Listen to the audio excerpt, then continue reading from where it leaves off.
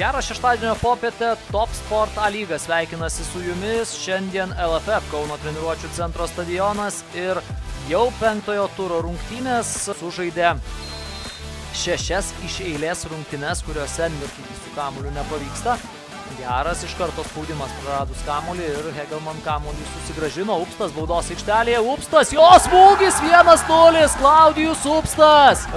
Visa šita jau yra kažkur matyta. Hegelman komandos kapitonas Klaudijus Upstas sugeba įsiveržti į varžovų baudos aikštelę. Krašto saugas, o čia 11 metrų baudinys. Vilius Armalas skėsčioja rankomis komandos įvarčių sąskaitą šiame sezone, tą ir pavyksta padaryti. Pagaliau, turbūt galima sakyti taip. Rezultatas lygus 1-1.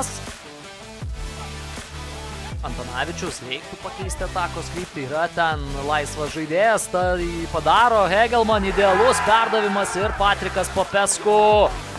2-1. Hegelman muša dar vieną įvartį ir, na, čia atrodo lyg išgirdo Hegelman futbolininkai savo stichijoje.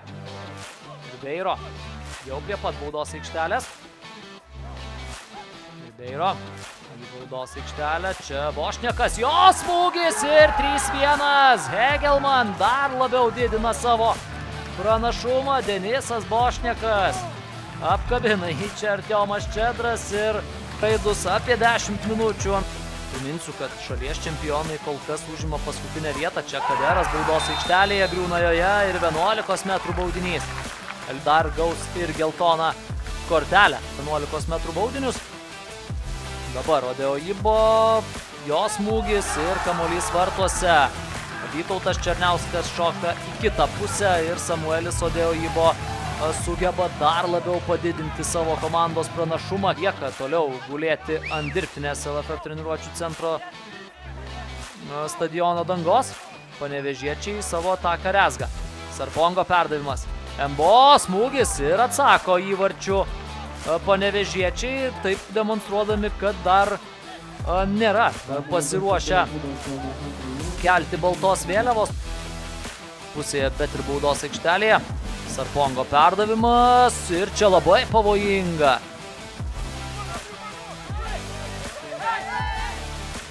Dabar be pražangos perimtas kamuolys, Vareika, Bosančičiui tarp kojų, Vareika. Hegelman ataka tęsiasi, geras šansas ir neišnaudoja jo Artemas Čedras.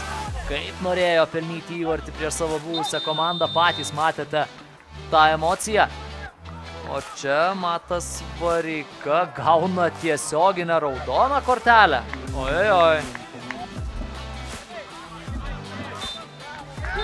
Ir tai yra viskas. Tai yra viskas. Donatas Šimėnas skelbė apie šių rungtynių pabaigą ir Kauno rajono Hegelman iškovoja užtikrintą pergalę prieš Panevėžį. Galima drąsiai tą sakyti.